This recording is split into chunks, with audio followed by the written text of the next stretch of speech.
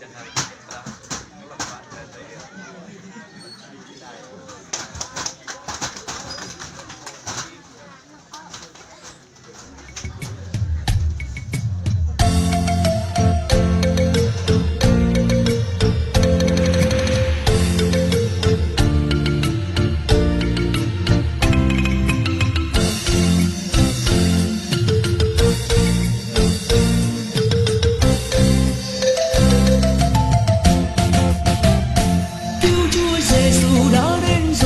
mang tin vui cùng với tiếng cười, kìa ngôi sao sáng người lấp lánh, ngàn thiên binh thiên sứ hò reo. Hey, con trời đã đến, địa ngôi cao sang xuống đời lầm than.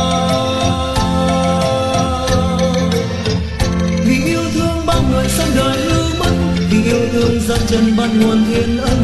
Ngài là vua chúa muôn loài, tình yêu không phải rời, ta mau đến bên chân ngài, cùng nhau tôn vinh Chúa này hạ sinh.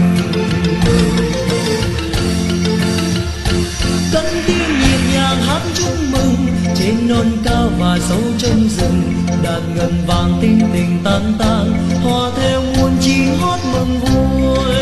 Hey, tin lành đã đến, kìa vua muôn vua, Chúa của các chúa.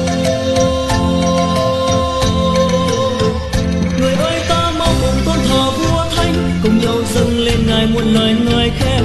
Tạ ơn Chúa đấng nhân từ, lòng thương xót ban ơn lành, vinh danh Chúa Cha trên trời, Emmanuel Chúa ở cùng ta.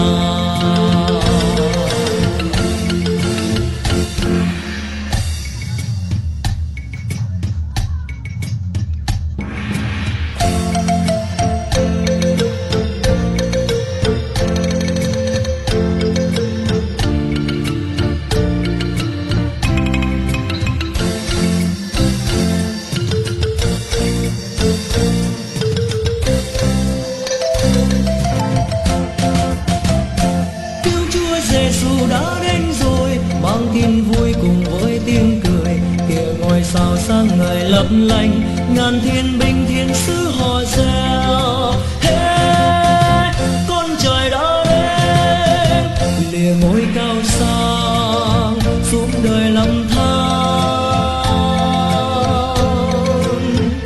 Vì yêu thương bao người sống đời hư mất, vì yêu thương dâng chân ban nguồn thiên ân.